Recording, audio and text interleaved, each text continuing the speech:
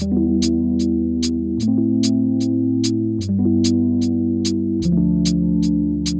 to This Iberian Life, where we talk about how to buy a home in Spain and Portugal. So my guest today is Diogo Correia with Abreu Law Firm. Thanks for joining me today, Diogo. Thanks for having me, Eddie. Yeah, so, Portugal's hot nowadays with, there's a lot of expats from North America, United States, and Canada that are looking to, have a change of pace and move their lives and buy property in Portugal. So, Diogo, what does a day in the life of a Portuguese real estate attorney look like? Like, how do you help consumers from the United States and Canada buy property in Portugal? Most of our help initially is to help clients navigate on a completely different background in comparison to what they have in the US or Canada. And it is indeed true that plenty of Americans, Canadians, and people from other countries have been recently moving to Portugal, looking for a new life here. Our assistance is therefore to help them understand the tax implications, the immigration implications of moving to Portugal.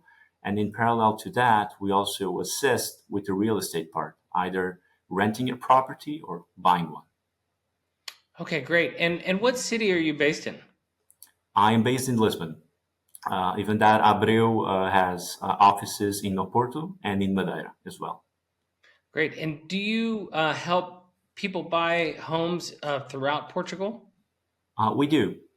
Most foreigners tend to focus in the greater Lisbon area.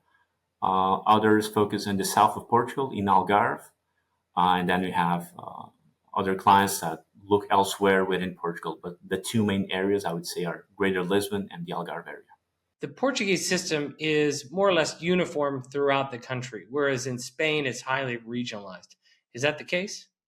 It is. So in Portugal, in comparison to Spain, we do not have the autonomous regions that the Spanish do. So it is uniform in Portugal. So buying a property is the same anywhere you buy in Portugal. All right. So that means if you're looking in Porto, if you're looking in the Algarve, or if you're looking in the greater Lisbon area, or you want to be in Nazare and witness those 100-foot waves, the process that Diogo is going to go through today is going to be what you would follow in any of those areas. So if it's good with you, Diogo, let's just get started with our list, huh? Let's do that. All right. So number one, the first step that a North American would take to buy a home in Portugal is to obtain your NIF. That's NIF, and it is your Portuguese tax number. Could you extrapolate on that, Diogo? The taxpayer number is the number that the tax authorities in Portugal identify you. It is essential should you intend to enter into a rental agreement or to buy a property, you'll need to have a tax number. And the same thing applies if you intend to open a bank account. So it is usually indeed the first step that clients go through. Either when they visit Portugal, they attend to a meeting personally at the Portuguese tax authorities, or they grant their attorneys a power of attorney so that they can take care of that on their behalf. Okay, now is a tax number, a tax ID, the NIF, is that tied to a visa that would allow you to stay in Portugal for a certain period of time, or are these two separate concepts? These are completely separate concepts. One thing is the tax number that you only use for the payment of taxes. The immigration part is handled completely in parallel. Okay. That's great. So you need to do both of them. I'm in Spain. It's a similar process. We have a NIE number, so NIE as opposed to NIF, and we needed that to get started, and then everything else builds upon that. Okay, so step number 2 is to open up a Portuguese bank account. All right, now is that as easy in the United States? I remember as kids, they would give away toasters. You'd walk in, you'd get your toaster, and you'd leave with a checking account. Is it that easy in Portugal? I wouldn't say it's that easy, but it's not that hard. I would say that in comparison to what clients experience in the US, it can be more complicated in the sense that it may be more bureaucratic. And the reason for that is due to compliance requirements. So there's a few documents that should be shared and validated by the banks before they can open the bank account. In addition to that, there are a few forms that should be signed so that the bank can open the bank account. It's fairly easier to open the bank account if the clients attend to a meeting in person at the bank in Portugal. Even that, for some banks, it is possible to take care of this process abroad, especially for the banks that have branches abroad. Okay, great. So if somebody had a Portuguese bank in their city, would they be able to open up a bank with them there? In principle, yes. Usually what we do recommend is that clients, before their travels to Portugal, we exchange a few emails and we try to prepare the process as much as we can, sharing the documentation in advance so that the compliance validation is done in advance. So that by the time they have the meeting at the bank, it's usually more a formality just to sign the necessary forms and to complete the bank account opening process. All right, the next step is to meet with a lender. And so this is going to be to review your financing options. Portuguese mortgages, there's a lot to love right now. Rates are extremely low. It's not uncommon for people to get approved in the 2 to 3% range. At the time of filming, that compares to, we're quite excited to get in the mid sixes in the United States. So it's the interest rates are less than half what they are in the United States. So, Diogo, walk us through the process of applying for a Portuguese mortgage, please. The first step will necessarily be to have the bank account open.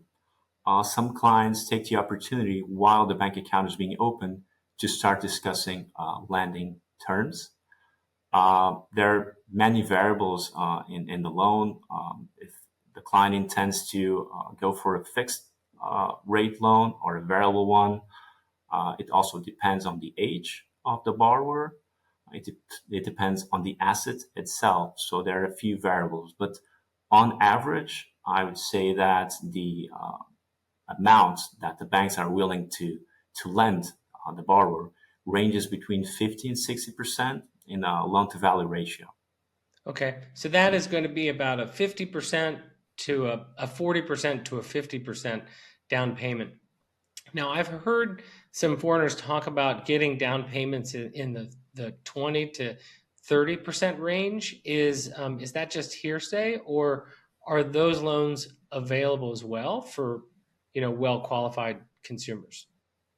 It is possible. I was referring to what are the average terms. So in most cases, it's somewhere in between 50 to 60% of the LTV. Some banks are willing to go slightly higher, in some cases 70%, 80%. Of course, this will depend on the collateral that the borrower will be available to provide the bank. But yes, no, that is true. And so it's like the old adage, the more you need the money, the harder it is to obtain. So the more assets you have, the more likely the bank is to loan you the money. Absolutely right. Yes. Now, do you typically recommend that prospective home buyers apply with multiple banks, or are there mortgage brokers that they can work with in Portugal that would take a single application and then speak with multiple banks on their behalf? Both approaches do work. I think that mortgage brokers are becoming increasingly more popular and it can be a more financially viable Mhm. solution to go through a mortgage broker in terms of cost for the borrower. Some other clients prefer to handle the process directly and they shortlist a few banks and they request proposals from 3 or 4 banks and then compare it in the end. So both approaches work. Yep, and that exactly matches my experience with different consumers. Um, I've definitely seen that it's easier on people to use a mortgage broker. I used a mortgage broker myself. Mhm. Ironically, the bank that I wound up working with, I had gone to directly beforehand, and my rate was 1.5% lower using a mortgage broker than it was going directly to the bank. So I think it as is the case in the United States and Canada, it pays to know somebody that knows somebody that can lobby on your behalf to get the best possible terms. All right, that brings us to our next step, which is to obtain an attorney, or at least speak with an attorney. And this is the one that gets me some pushback when I speak with real estate agents in Spain and Portugal, because they typically say, no, Eddie, they should come directly to us. But my experience is that the process just goes better. It's smoother when my clients work with an attorney such as Diogo before they engage with a real estate agent. Do you agree with that, or am I just adding an unnecessary step here? I would say that in most cases you are correct, and it's usually our experience as well. Usually, the first door that the clients knock on is the attorney door, and they start from there. So I think that a lawyer has a very important role helping clients navigate in a different country, different rules, different procedures. And I think it's recommendable to have someone guiding them, explaining the procedure, as well as the legal consequences of the act that they will be practicing. Yeah, it just, for me, like some of the feedback that I've gotten from clients when I've referred them to an agent and then to an attorney is, well, I wish I would have talked to the attorney first, because Portugal also has an awful lot of perks out there for uh, for people that want to bring money, bring business into Portugal, and the attorneys seem to know exactly what levers to pull and how to advise them on that in a different country, in a system that you don't have firsthand experience with. When you meet the agent and you already have your financing figured out, you already have an attorney working on your behalf, you just present yourself as a serious consumer, and that is going to command the attention of real estate agents. And so the next step is to speak with and ultimately choose a real estate agent to represent you as a buyer. And this is so important, I find, when navigating the Portuguese market, to have somebody that can show you and represent you on any transaction. And that's going to sound kind of very common sense and obvious to people that have bought a home in the United States or Canada, but it's not quite usual as I understand things in Portugal. Could you expand on that, Diogo? I would say that the most common model in Portugal is that there is no exclusivity of the listings. So you have multiple brokers competing for that sale or for that rental agreement. So it ends up being more confusing for the buyer to understand who should he reach to conclude the deal. So, Diogo, I'd like to share with you how the process works in the United States, and let me know how in practice this would match in Portugal.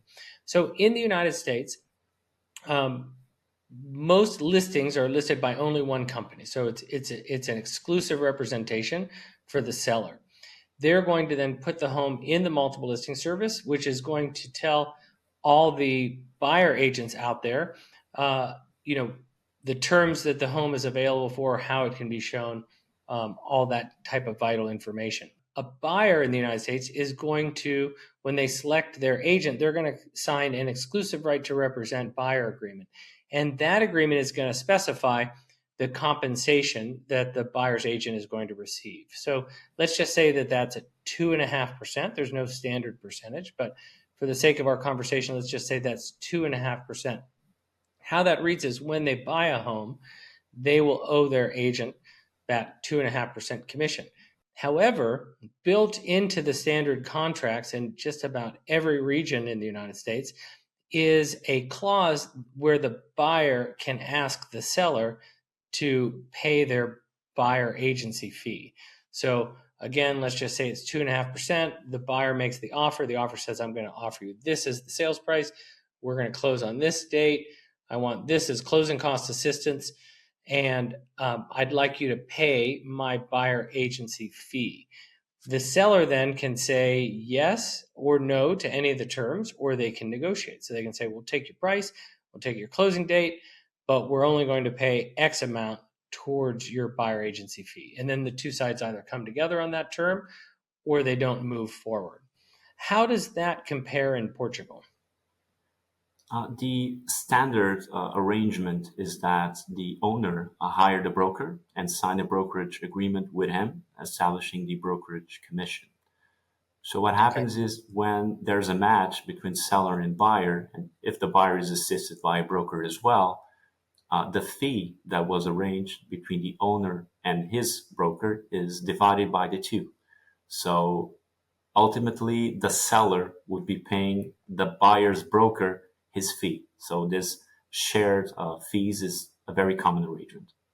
Okay. So it sounds like a very similar process. Now, the devil's always in the details, though. So let's just imagine a scenario where a buyer who's looking to buy in Lisbon has agreed to compensate their agent with a 2.5% fee. Mhm. And then the seller says that they will pay a 2% fee.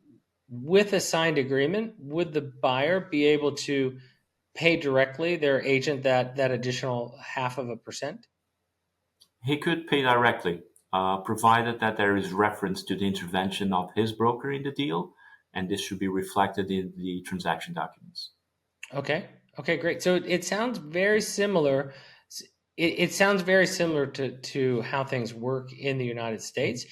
Although I get the feeling that the process sort of varies from transaction to direct transaction in Portugal, maybe more so than it does in the United States. Okay, so that brings us to our next step. So let's imagine we now have the exclusive right to represent buyer agreement.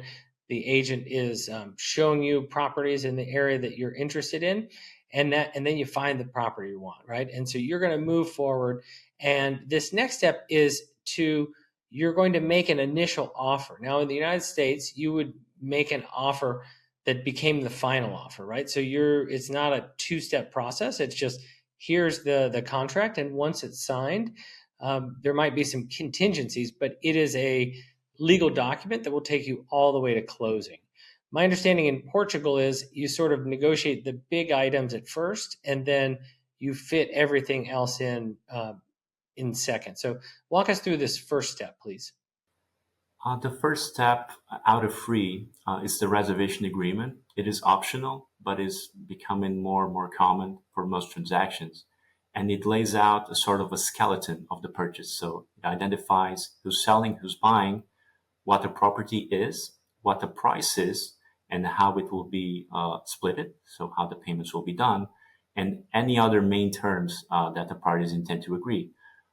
Namely, if the buyer will be applying for a loan for the purchase, if the buyer intends to buy furniture included in the property as well, and other specific clauses that he intends to include there. It is usually a fairly simple document, but it lays out a foundation for the second phase, which is in the promissory agreement. Okay, great. And so that brings us to our next phase, which is the CPCV, or as Diogo just said, the promissory agreement. So help us understand the items that are in this second agreement that weren't in the first ones. So the promissory agreement picks up on the reservation agreement and expands a few areas, namely the representations and warranties provided by the seller. And it goes into detail how the deed of transfer, which is the final step, should be prepared. So the notification system, who sends the documentation to the notary, and how everything is set up. So it just elaborates on the reservation agreement.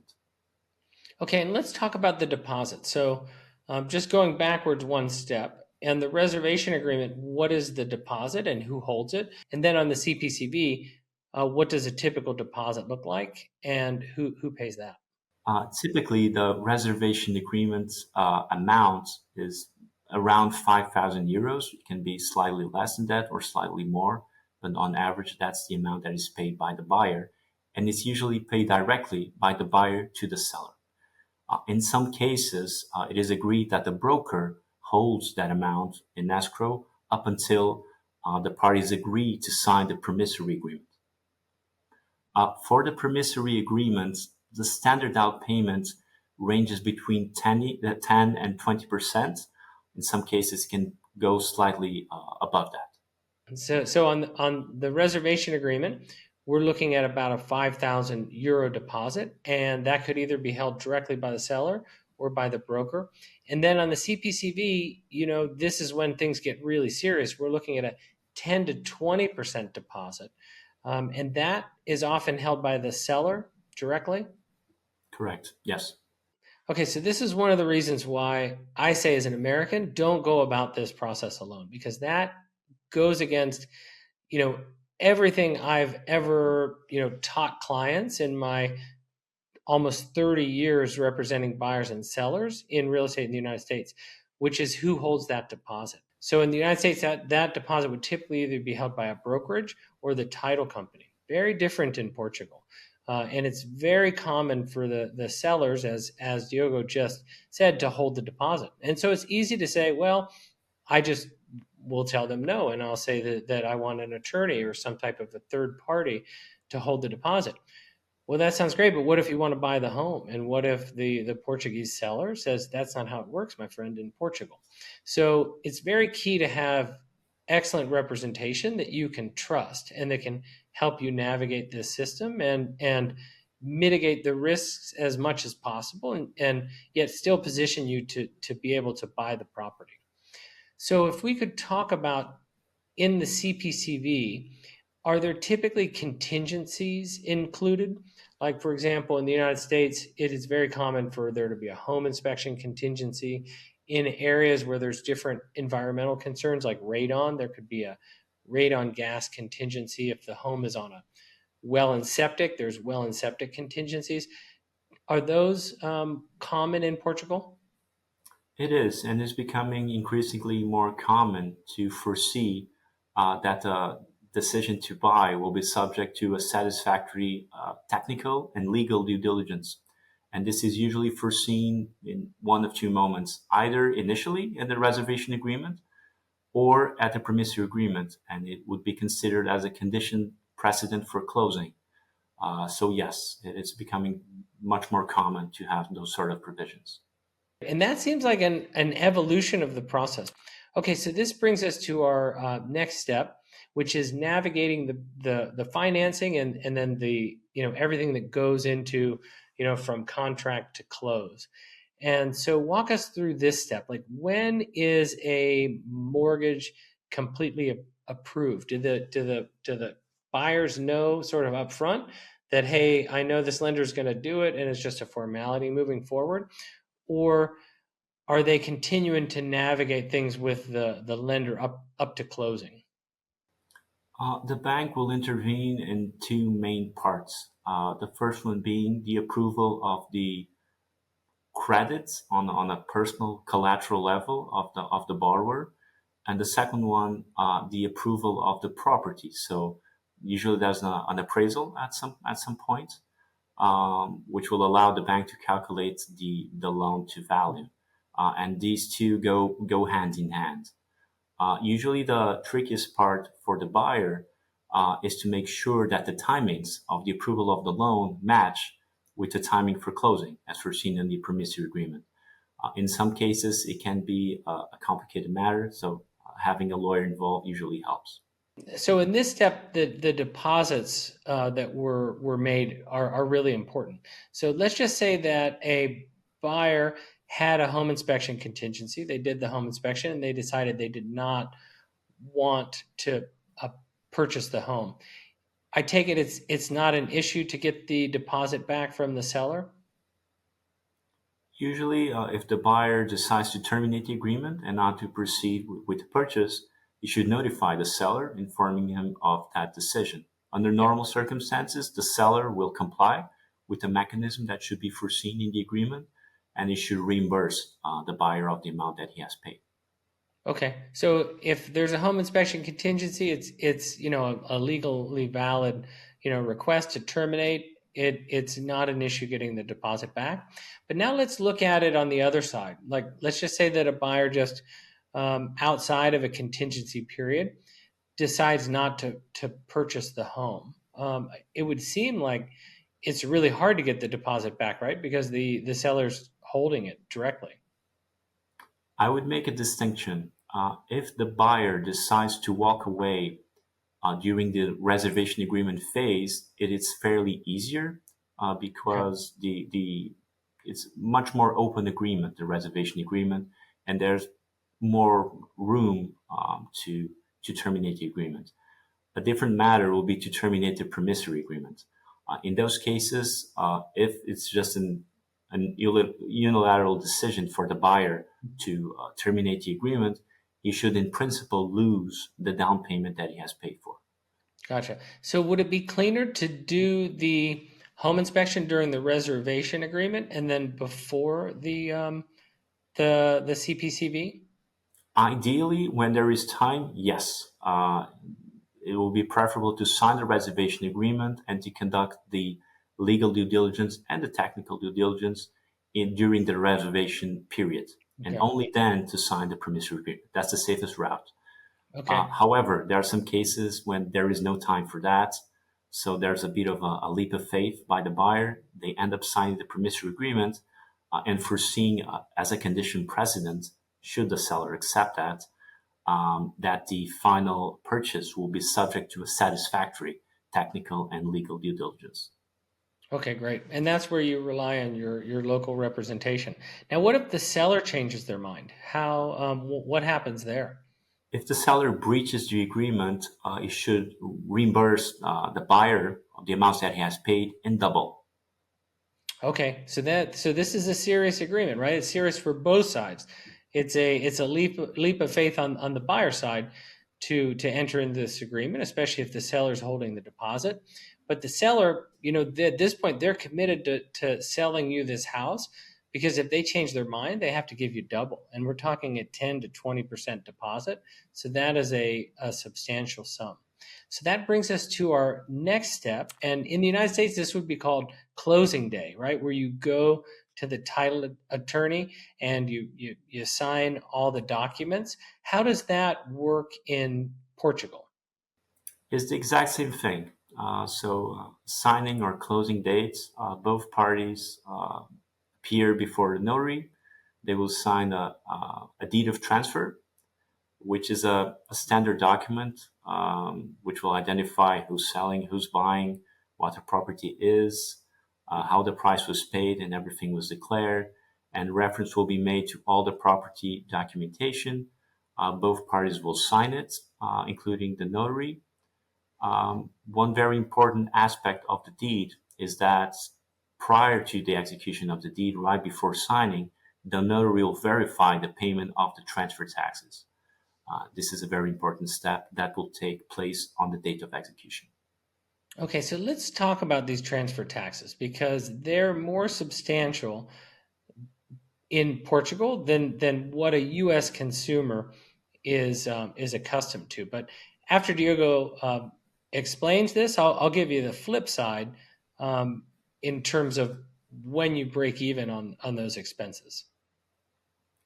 At the time of closing, there are two taxes that are paid for. One is a flat rate tax, which is stamp duty of 0.8% over the purchase price.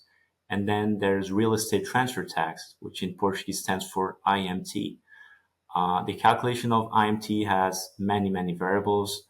It depends on the purchaser's identity. For example, if it's a company domiciled in a tax haven, it will have an aggravated tax. It will also depend on the age of the buyer.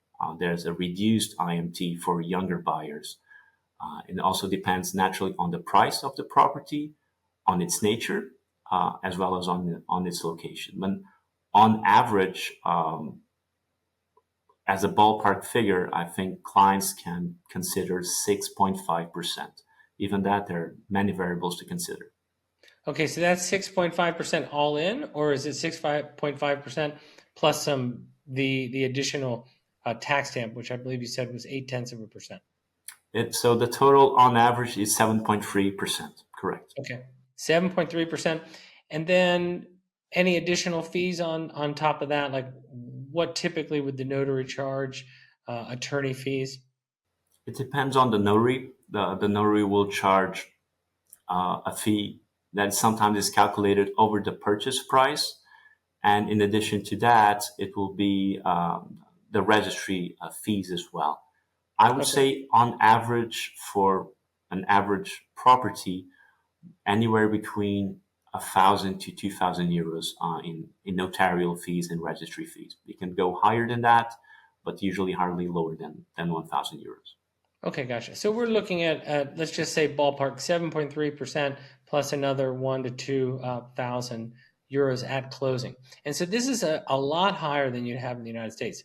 But the flip side is that the carrying costs, once you own the property, the carrying costs are so much lower. We're talking about for your property insurance, you're oftentimes, looking at what, Diogo, like about 500 euros a year for I would for a say so. well-priced property. Yeah. For an average property, around that number. Yep. And then on property tax, you're looking at about the same amount, right? Roughly the same 500. amount, yes. Yeah. Roughly the same amount. So we're talking property, and so property taxes and insurance, you're talking about 1,000 euros a year. And so many people in different states in the United States might pay twice that a month. So we're talking about really about 5%, so 1/20th of the carrying costs to own a home in Portugal versus the United States. So look, that 7.3% plus, about 2,000 euros it's a steep amount to pay at closing. But the break even point is probably just a couple years when you factor in the greatly reduced closing costs. So only buy in Portugal if you're positive you want to own a home in Portugal. But moving forward, a lot less gray hair in terms of making your monthly payments on this side of the Atlantic than what we're accustomed to. Okay, and so that brings us to our final step, where our new homeowner gets the keys and they move into their property. They get access to the property.